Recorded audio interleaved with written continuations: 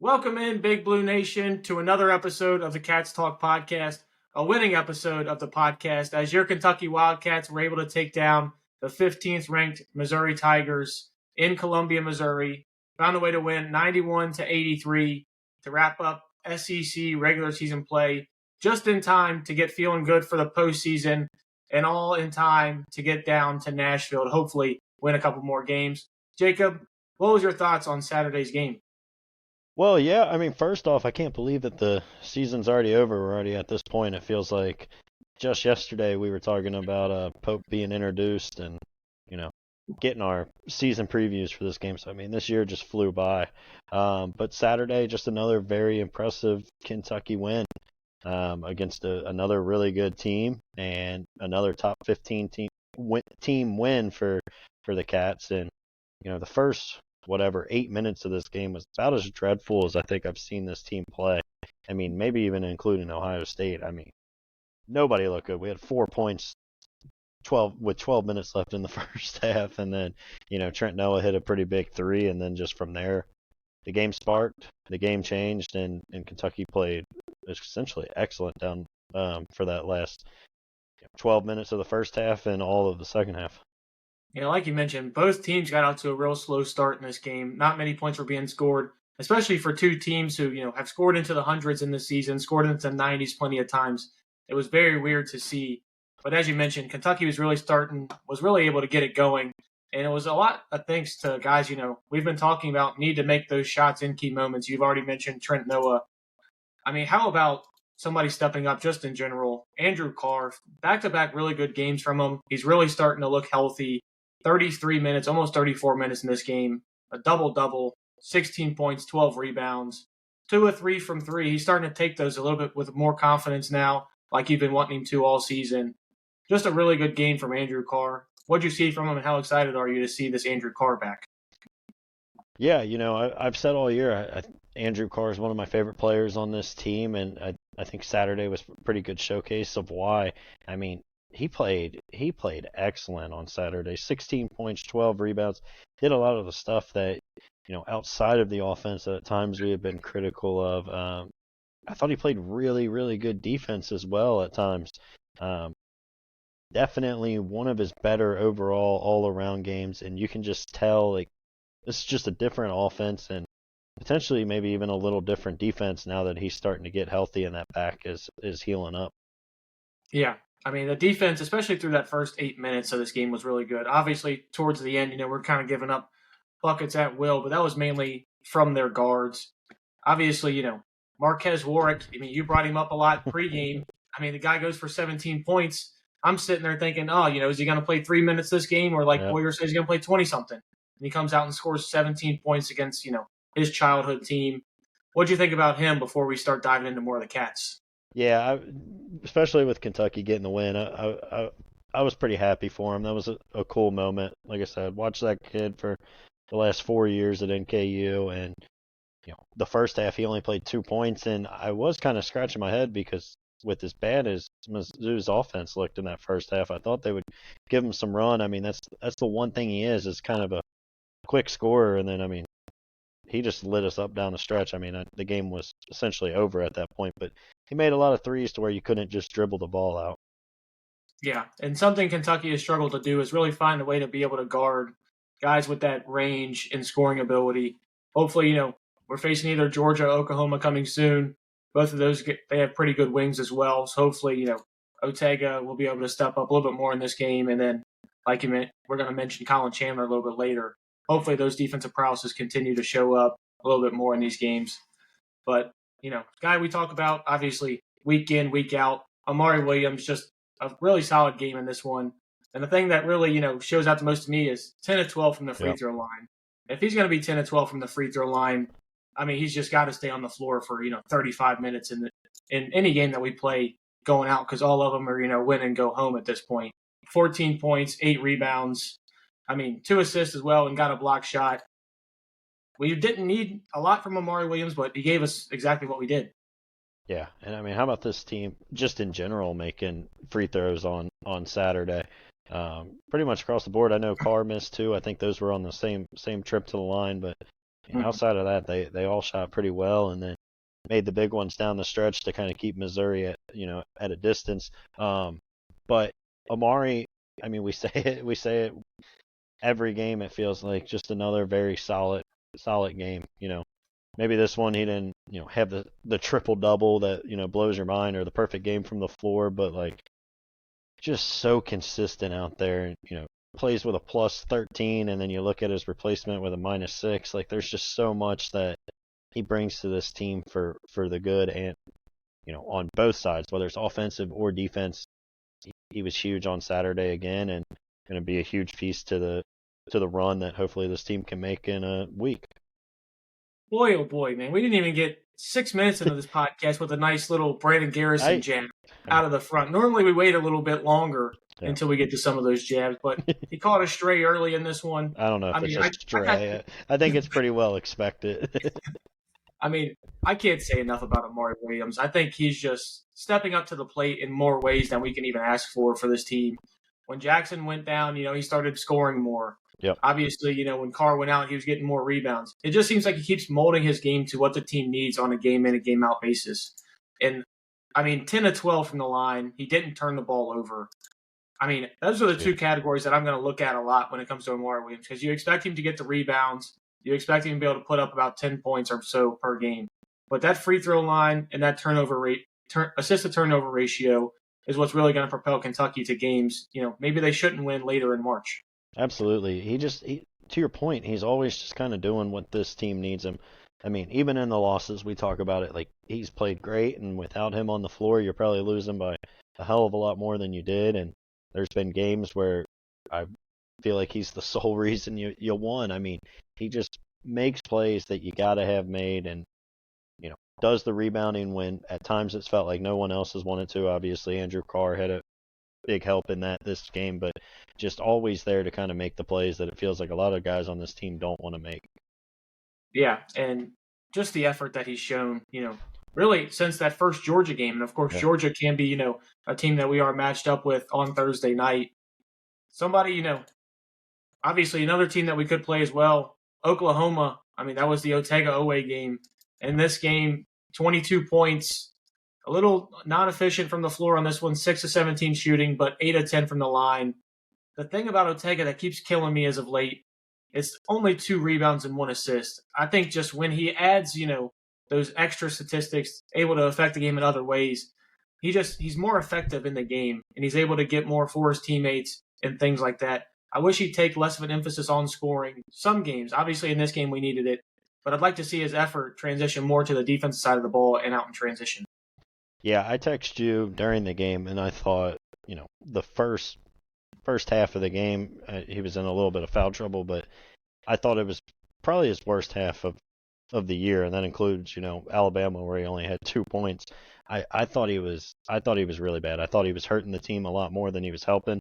There was a big play in particular where we were kind of making a run, and he drove into 3 guys, and he had Travis Perry at the top of the 3-point line at one point. Then as he drives, Brea's man leaves him in the corner. So, like, there were 2 wide open threes on that possession, and he took a contested layup against 3 defenders. And instantly, right after he does that, he gets the steal for the run-out dunk, and then, Pope pulled him because of fouls. But another game where the second half, I thought he really kind of dominated and made a lot of plays that, we needed to be made. I thought he played really well again down the stretch, made 2 threes in this game, and just if you can get him to kind of be consistent throughout a game, this team's obviously really tough to beat.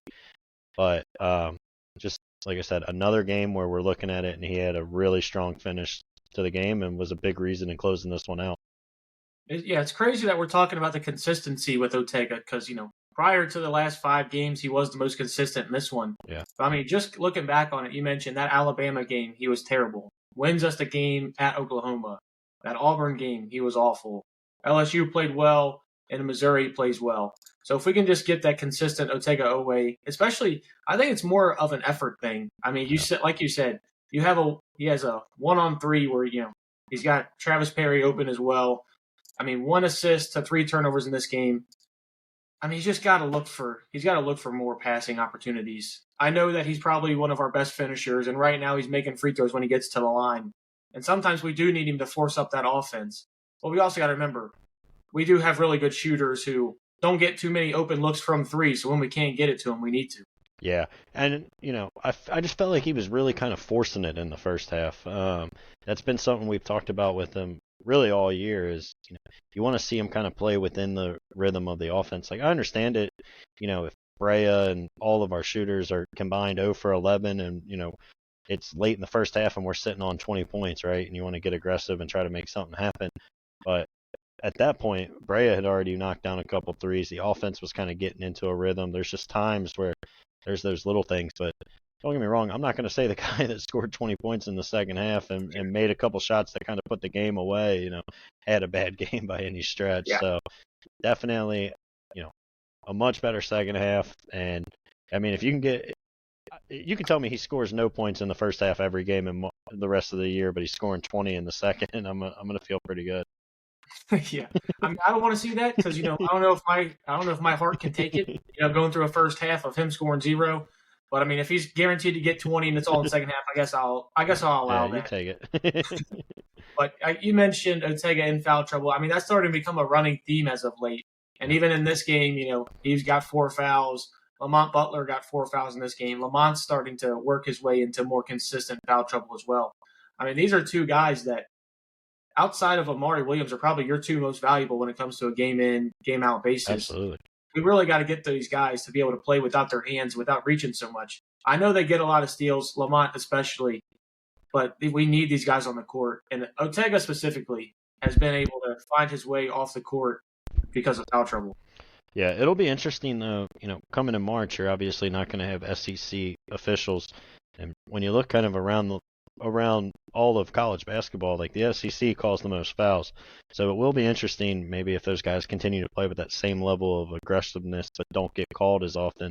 But yeah, to your point, like they just can't make bad fouls. Like there's times, especially Ortega, I feel like, it was the Alabama game or the Auburn game we were talking about it, and Alabama. He did it both games where it's just like you got 3 fouls, Pope's putting you in, trusting you to kind of play smart, and he's immediately running into a guy. So just little things like that, but yeah, you got to clean that up. Yeah, it's got to be cleaned up, especially, winning this SEC tournament is going to be harder than, just getting to the Elite Eight or the Final Four. So obviously you want to see what the Cats are made of. A big part of that's going to be Lamont Butler and how he plays in this tournament. The 25 minutes in this game, he was in foul trouble. It does seem like he's starting to get a little bit more confidence in that shoulder. It seems like he's able to, go through screens a little bit harder. It seems a little bit less limited. But 8 points, 3 of 6 shooting, 2 assists to 1 turnover. No steals for him in this game, a little uncharacteristic. I didn't think it was a bad game from Lamont, but I also didn't think he helped the team too much either. Yeah, I thought, honestly, it was kind of still ramping back up in one of his better games. Obviously it's not the Louisville game that he went out and played, but I thought he played pretty well. We saw him finish a couple difficult layups. That was obviously something we've been pretty critical of as of late, but to your point, I think his shoulder's finally starting to get back a little bit. To me, the big thing is the turnovers. He had 6 against Auburn or whatever. Like, you're not going to beat really anybody, whether good or bad team, with Lamont turning the ball over 6 times. So he's starting to kind of get that rhythm back, and I thought he looked fine. Yeah, and of course, hopefully, he's getting ramped up. Obviously, don't play until Thursday, from Saturday through Thursday, a little bit of an off period for Lamont. Hopefully, getting closer back to 100%. Somebody who, I don't know, I feel like every single game for the past 5 or 6 outside of LSU has played more than 35 minutes in every single one of those games. Kobe Brea, he was great in this game. 17 points, 6 of 9 from the floor, 3 of 5 from 3. And the thing I love the most about it, 2 assists with 0 turnovers and 1 steal. He's finding ways to impact the game more than I think we ever thought. Yeah, Kobe's becoming the guy on this team the most. Obviously, he's not the best player on this team, but I think he's the guy you can't have off the floor just because of that shooting ability. Everything is just opened up so much more. Whether you saw how they switched and guarded this game in the second half, he makes 3 threes in the first half. Second half, they did not leave him. Face guarded him. They weren't even watching the ball. They weren't trying to see where it was. It was a man right in his face, and that opens it up for Ortega to go out and get 20 in the second half and have more driving lanes. Like, there's a lot that kind of contributes just to Kobe Brea being out there. And even if he can't get to the ball, can't get his shot off, he's just such a threat out there that I think that's why you're seeing him play 35-plus minutes essentially every game. That's going to be a close game throughout. Yeah, to your point, Missouri came out and made it a point that they weren't going to let Kobe Brea beat them from three. And something that I really think I've grown to love the most about Kobe, I mean, I think he's effortlessly just taken over Jackson Robinson's role in this offense. Now, obviously, losing Jackson is still a huge piece because we don't have that extra scorer. But I do love his ability to come in and fill in. And I love how I feel like lately we've seen him every game it's 8, 10, 12 shots. He's getting it from the floor. He's not as hesitant as he was earlier in the season. I love this. I love the confidence that we're seeing from him. And I think it's somebody that we really need going into March, especially if he's going 3 of 5 from 3. And, I still want him to shoot more than those. Yeah. Yeah, I mean, they definitely, especially after he made his third, completely they were just denying him the ball and not letting him leave. But it's everything else. I feel like we talk about it every game, but just that little turnaround jumper after he made his third three and they were kind of forcing him off the 3-point line and he gets, to the mid-range and hits a little turnaround jumper. Like, if we can just kind of have him continue to get more and more shots, I'm all for it. And, we've said it a million times, like, the guy cannot shoot the basketball enough for me. And now that has transitioned to just threes to, I want him to be a driver. I want him to work for that mid-range. If he's got a mismatch, I want him to take it. He's a much better scorer than just a spot-up 3-point shooter. Yeah, and he's proven that, especially since Jackson's went out. And the thing I'm looking forward to seeing with Kobe the most is I think he should be this team's leading scorer. I think he should be the guy who's getting the most shots. I mean, I love when Ortega's driving the ball to the basket because it opens up, offensive rebound potential. Like, Carr had 5 in this game alone. Amari had 2. It opens up stuff for guys like that. But, I mean, I don't know if there's any shot that Kobe shoots that I don't feel confident that it's going in. So I would love for him to be the primary option of our offense, especially when he's going, because he's also shown the ability as of late to make those passes, to get hit open guys, which we haven't seen from Ortega. Yeah, no, I agree. I would love for him, as we make this run, for his role to essentially be ramped up. To your point, there's not a bad shot I don't think he can take. I mean, if there's 4 or 5 seconds left on the shot clock, like, I want him to have the ball in his hand and make a play. And you saw it in this game. I mean, there was he had that late shot clock play. Everybody kind of gravitates to him, and with a second left, he hits Travis Perry in the corner for a wide open 3. Like that's a huge play, and that's a play that, like, you expect a playmaking point guard to make. And everybody and their mother thought that Kobe Brea was going to pull a tough 3, and he hits Travis Perry right in stride for the 3 right at the buzzer, and just, like, situational basketball, and he's just getting so much better as just an overall playmaker throughout the year. Yeah, and I really think it allows us to be able to spell Lamont a little bit more. He looks comfortable handling the ball, getting it up the floor a little bit more, especially as of late. I mean, somebody who, we've kind of picked on a little bit as of late for not being able to get the ball over the floor. Colin Chandler was really good in this game.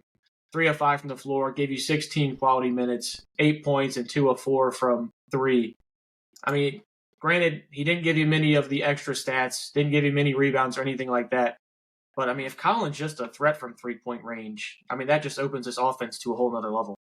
He's becoming it, and he is such a different player from earlier in the year. I know we talked about it after the LSU game, but it's so true. Like, he looked like a deer in headlights early in the year with the ball. He would still play his defense, but when the ball hit his hands, it was just like an instant panic, or how do I get this to someone else, like, as quick as possible. But, I mean, he made 2 really big threes in this game at, big moments, and, drove the ball well, played solid defense again. I mean, if he continues to kind of come into his own, and, we don't expect him to be Jackson Robinson, right? Like, he's not going to go out and take that role. But if he can be a guy that can continue to give you that 15, 16-ish minutes, when a couple of these guards, whether it's Owe or Brea or Butler, needs a break, if he can be your primary guard off the bench and play like this team, I think it opens up new possibilities where maybe you didn't have without Jackson. Yeah, and when this team was really humming at the beginning of the season, that was when Kobe was able to play in that specialized role. And obviously, Colin is not that same shooter. But if he can take over that Kobe Brea role from earlier in the season and having Brea take over Jackson's spot from earlier, it makes you feel a lot more comfortable, especially with Colin's ability to defend and usually his athletic ability. He had a block shot in this game as well, and seems like he's turning the ball over a little bit less. And you mentioned a lot of that is just due to his comfortability right now in SEC play. Yeah, I mean, he at the beginning of the year looked like a freshman, and now he's starting to get more and more comfortable. And I thought this was a big test because like this one was on the road. Like a lot of the better games we've seen him play, it's been in Rupp with the crowd behind him. I thought it was a really big step in the right direction to see him go on the road and look as comfortable. Because I mean, he looked pretty shaky at Alabama. A couple of those tough environments, like he would pick up early fouls or the bad turnovers, not being able to get the ball past half court, like we talked about in some of the other games. But for him to be able to, in that environment, go out there and just play cool, calm, and collected, it really kind of shows the growth that he's had this season. Yeah, he really has been growing, and hopefully he continues to grow into tournament time. Brandon Garrison in this one, I mean, you already took a shot at him before 6 minutes in this one. He was in foul trouble for most of this game, didn't get to 10 minutes, 0 for 2 from the floor. I mean, he was able to give you 4 rebounds in the 10 minutes, did have a pretty poor turnover in there as well. I mean, Brandon Garrison, this is kind of what we expect from him, honestly, is just, go in there, have one good game. The next game, he's not good, and not good for another game and good the next one. I mean, we just never know what you're getting from him game in and game out. And then this was one of those games where he just couldn't stay on the floor due to foul trouble. Yeah, I mean, maybe to an extent that's a blessing in disguise. Maybe we should root for him to get into a little foul trouble each game, and he can play that 10-minute mark because I still think almost that's even a little too much, especially now that Carr's back being a little more healthy. But I understand it. You got to spread minutes where you can, but yeah, I mean, on paper, honestly, this wouldn't be the worst game in the world if you told me he had beforehand 4 boards in 10 minutes. That's probably a better rebound per minute rate than he's had in any game this season. So, I mean, I'll take that. He did airball that 3. Had the bad turnover you're talking about. I mean, nobody loves Brandon Garrison more than Brandon Garrison, and when he's out there, he's gonna do what he can to try to make an impact on the game, and it obviously drives me crazy. But if you tell me every game in March he's going to play 10-ish minutes and grab 4 rebounds, then I think that would be the perfect role for him. It's just, will he go out there and give you those hustle plays throughout the year? Yeah, and I really agree with you. And, something that Pope has always said when he's talking about getting those big men the minutes is keeping them at 100% for however long they can go at 100%. Yeah. I want Brandon Garrison at 100% for that 8 to 12 minute mark. I think that's his sweet spot. Let him go in there, tell him, hey man, you're not playing a lot. This is go in there, play with your hair on fire, contest shots, get rebounds. If you get fouls, you get fouls. You're only playing this much anyways, especially when we're able to get Andrew Carr play 33 minutes and Amari play 30 minutes in this game. Like you mentioned, I think that is the perfect role, and I think that is a recipe for success coming up. Yeah, I actually think just in general, this whole rotation was kind of perfect. Obviously, hopefully Lamont's in a little less foul trouble going forward, so you can play him closer to that 30-minute mark. But, this is about what I want to see from these guys off the bench. I would like, Colin Chandler to continue to get that 15, 16 minutes. BG 8 to 10. I thought Trent Noah, we'll get to him, but I thought he gave you 10 solid-ish minutes. And I just think everybody's role kind of, we talked about it when Lamont was out. All these guys had to step up and play extra minutes and extra roles. I think you're really kind of seeing Pope form this rotation, and every close game in March, if these can be roughly the minutes that all these guys play, I would be thrilled with it. Yeah, I think this was a really good lineup as well. Trent Noah, gave you a little bit over 10 minutes in this game, hit a huge 3, 2 rebounds, an assist as well. Did have a turnover in there. But like you mentioned, I think this is also a really good role for Trent Noah. Be able to go in there, get those hustle rebounds, some of those hustle plays, the 50-50 balls, and be able to knock down a 3 when he's open. I think that's more than enough for what Trent Noah needs to give you right now. He gave it to you in this game, and it helped us win it. Yeah, and a positive plus minus. He had, a +7 off the bench. I thought him and Travis Perry just kind of, this is what we've talked about. They need to be able to hit shots, even if they're only shooting one or two a game. Just make one or two of them, and this whole team's different. I mean, and I mentioned it earlier, but that three was huge. It was 11-4 with 12 minutes to go in the first half. We had 4 points through the first 8 minutes. Can't buy a bucket, and he steps right into a fairly deep one and hits it, and it just shows like if this team can just make some threes. I know we still only shot 20 of them, but like everything just looks so much different. You're down 11-4. Trent hits a three, Brea hits a three, Perry hits a three. You score 9 straight, and you go up 13-11, and never look back after that. I mean, somebody on this team's got to make threes outside of Kobe Brea, and Andrew Carr's been doing it a little more lately. So I love the 10-ish minutes that you get from Trent Noah, and again, 2 rebounds to go along with it. I thought he played really well in the limited time. Yeah, couldn't agree with you more on that one. And with, Trent's emergence and his, ability to play more and more, we're starting to see Ansley Almanor squeezed out a little bit in this lineup. Only played 3.5 minutes in this one. Didn't record a stat outside of having one personal foul. I think you're starting to see, with Andrew Carr playing 33 minutes and Trent Noah's emergence a little bit, Ansley starting to get a little squeezed out of this lineup. Yeah, this was just a tough game for him to play, and I know we've talked about it multiple times, but like he's just not quick enough or athletic enough, and like Missouri's very athletic, and they got a lot of guys that can score all over the court. Like there's not a guy for him to go out there and guard on Saturday. Like I know we got a lot of defensive issues to begin with, but he's definitely a bigger liability than Andrew Carr or even kind of at this point Trent Noah. So it'll be interesting to kind of see if there's games in the tournament he can play. Maybe when you play, if you play like a Big Ten team or something, maybe there's somewhere he can kind of fall into a role. But I kind of expect him just kind of hover around that 3-ish minutes and just very, very spot minutes here and there. Unless there's a game, who knows? There might be a game he goes out and gets hot and you play him 10-12 and he goes 3 or 4 from behind the arc. Yeah, and that's really what I think. That's been Ansley's best games so far throughout the season. Is when he just gets out there, he goes 3 for 4, 3 for 5. I think that's usually what the most you can ask for him. Yeah. Being that spot up 3-point shooter, being able to get you a 3-point shot when needed. I think that's going to be Ansley's role going forward. Kind of like you mentioned when Trent hit that shot and we were down 11-4. I think that's a spot where you can see Ansley in as well, trying just to shake the offense up and get some momentum going. That's what I see Ansley going forward. I don't know if you have anything else left on Ansley. If not, we'll drop over to Travis. Yeah, to be honest, it's going to sound bad, but I don't even really remember him being in the game. I can't even remember the moment he picked up his foul. So, yeah. I'm good to move on. All right, we'll go ahead and jump over to Travis Perry. I mean, I'll be honest, I was very critical on Travis earlier this season. I thought he was, unplayable, just not ready for the moment. And he's really stepped up. I mean, only scored 3 points in this game and did have 2 turnovers. But he's just not the complete and utter liability that he was earlier. And he's able to shoot shots, with confidence, 1 of 2 from 3 in this one. And that's really, I don't want to say that's all you need from Travis because you want him to hit more threes than that, especially as the traditional backup point guard. But just being that 3-point threat and being able to, handle the ball when Lamont gets into foul trouble or when Kobe needs a spell, I think that's more than enough that we can ask for from Travis. Yeah, just another guy that, played solid within his role.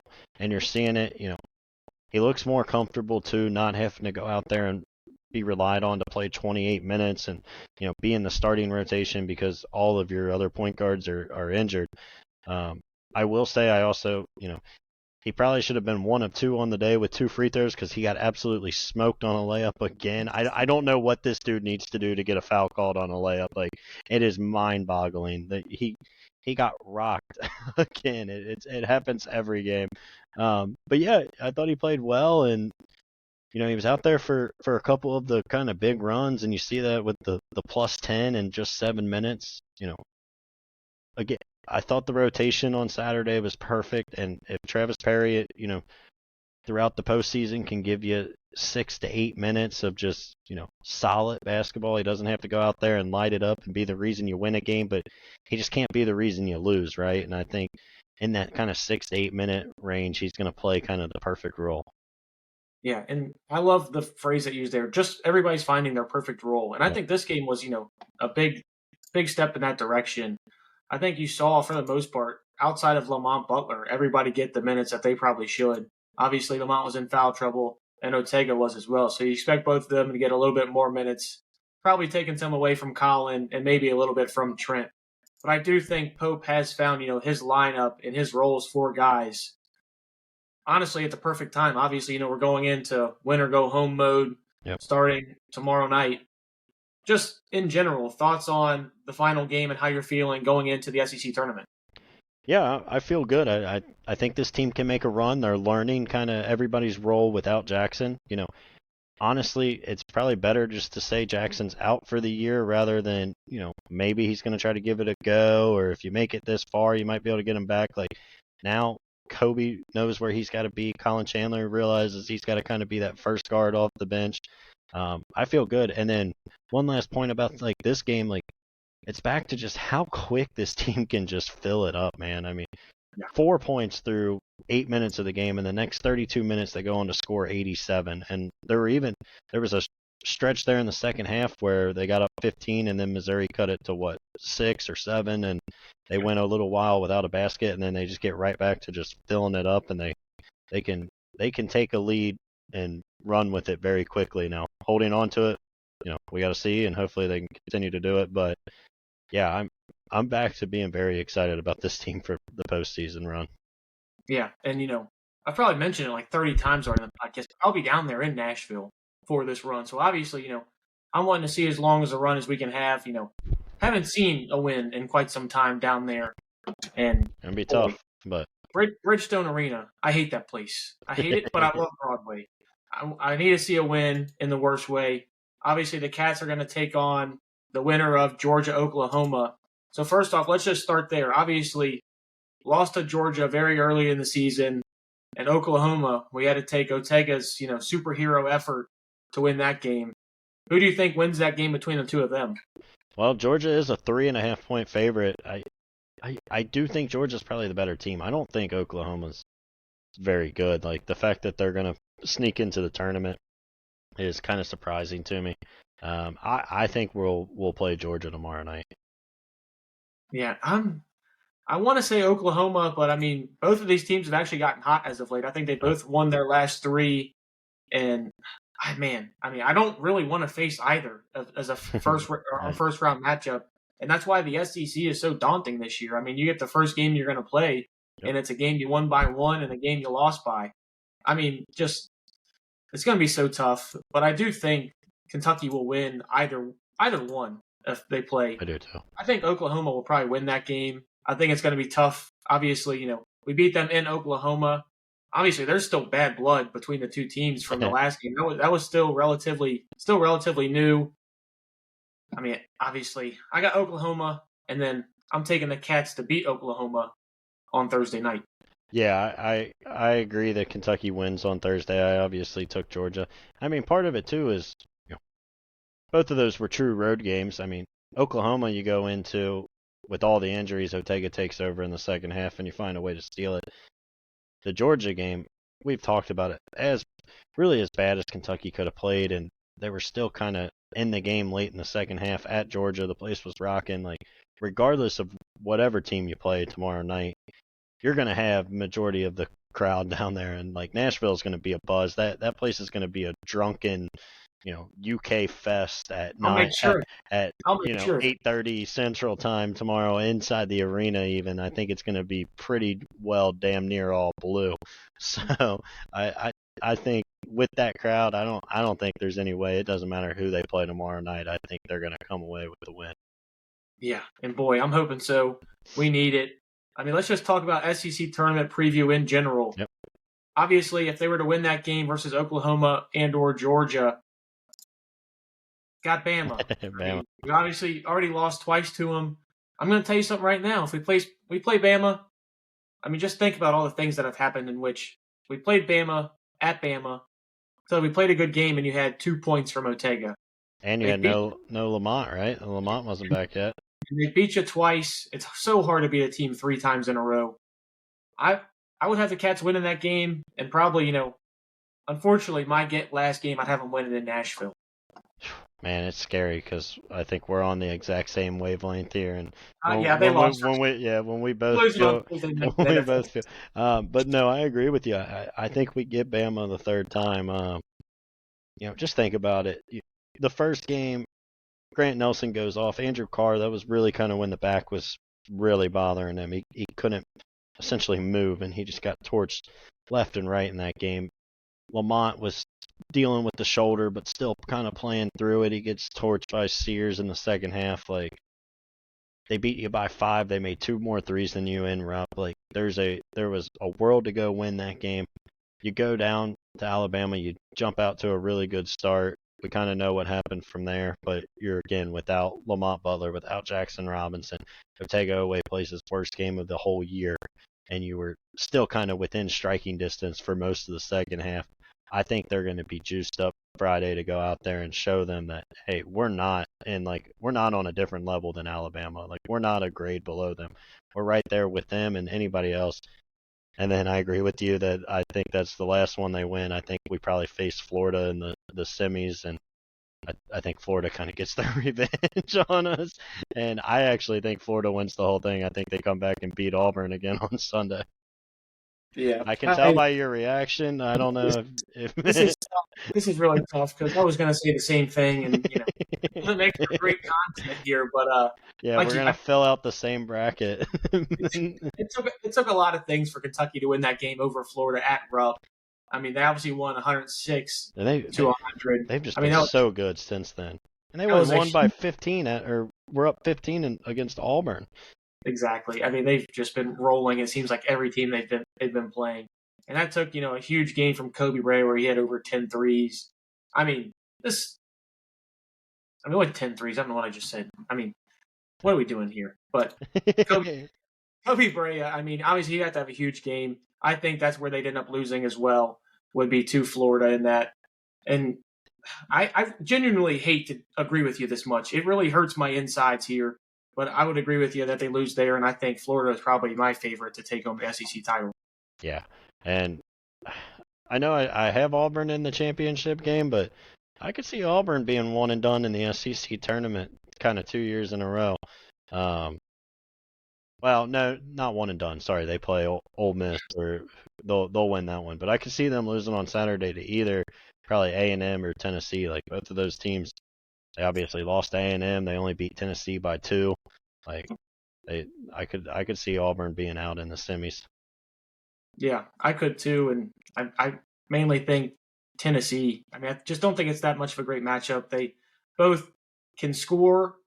Not really. Yeah. Just depends. Auburn goes in those crazy spells where they'll put up 30 on you in 5 minutes, and then they won't score for 10. And I think that's a game in which Tennessee can win. So I would have Tennessee winning that one and probably putting Auburn out as well. All I know is I need the Cats to win some games. Let's just I need have to a get weekend. feeling good going into March Madness. I want to have a really good weekend down in Nashville on Broadway. I mean, let's go Cats. You got anything else you want to say to hype me up for this Nashville trip? No, well, I don't know if what I was about to say will hype you up, so maybe I shouldn't. I was just gonna say, like, even with the kind of all we're talking about, there's not a team that like Kentucky can't beat. So, like, yeah, could they come out tomorrow night and lose to Georgia or Oklahoma? Sure. Would I be shocked if they find a way to beat Bama and then beat Florida? No. So, I mean, I can't wait. It's gonna be fun. Let's just make sure we take care of business tomorrow night and let's have fun Friday. Yeah, just take care of business on Thursday is the biggest That's thing. all we're asking.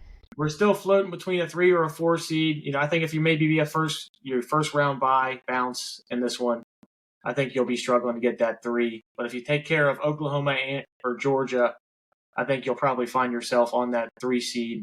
I don't know what you're thinking when it comes to that. You think we have to do more than that, or you think that's good enough? I think if you win tomorrow night, you kind of solidify yourself as a 3. I think they might even be there regardless.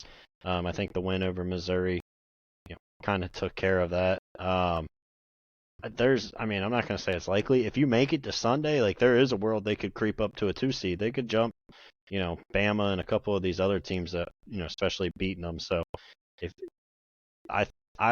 I would be shocked if they're a 4, in part because I don't expect them to lose tomorrow, but I'm not going to say it's insane that they could jump up and grab a 2. Yeah, I mean, I want some of what you're drinking, and I'll take it down into Nashville. I mean, I just need these Cats to win. I want to feel good going into the NCAA tournament because, man, there's so much energy and buzz around this team. It's brought back a lot of electricity to the state of Kentucky, and we're going to take it straight from the state of Kentucky right down to Nashville, Tennessee. It's going to be a great time all weekend long. Hopefully the Cats take care of business on Thursday night. Anything else you want to say before we sign off of here? No, I mean, we can talk about where they're currently projected. They're currently projected to go to Denver and be the 3 seed with Texas Tech as your 2 seed. So, if you just handle business, you could have I mean, they realistically could be favored every game until the Elite Eight. So, there's a world for this to kind of open up and this team to make a run. Yeah, and I'd sign up for that. But unfortunately, it feels like any time we say take care of business, that was the old regime, and positive vibes. Pope ain't losing. Pope's gonna go on a little bit of a run like Cal did when he first got here, and we're gonna just get back to just owning the SEC tournament. Well, let's get back to it. What an SEC it would be to own the SEC tournament. Obviously, follow the Cats Talk podcast on TikTok, Instagram. Get your Spotify, YouTube, Amazon Music. Obviously, we're probably going to go live after one of these games on TikTok here in Nashville. You'll be able to see the scene. Hopefully, it's a bunch of Kentucky fans celebrating together. Boyers, any last words for Big Blue Nation before the tip-off in Nashville Thursday night? Now, you and all the other BBN that's heading down there, enjoy it. It's going to be a ton of fun. I'm going to be watching it at home and, living and dying by every shot. But, I mean, this is what we've been waiting for. We've been waiting for a March to be excited. Let's just go on a run. Let's just do it. All right, guys. It's win or go home. So go Big Blue. Go Big Blue.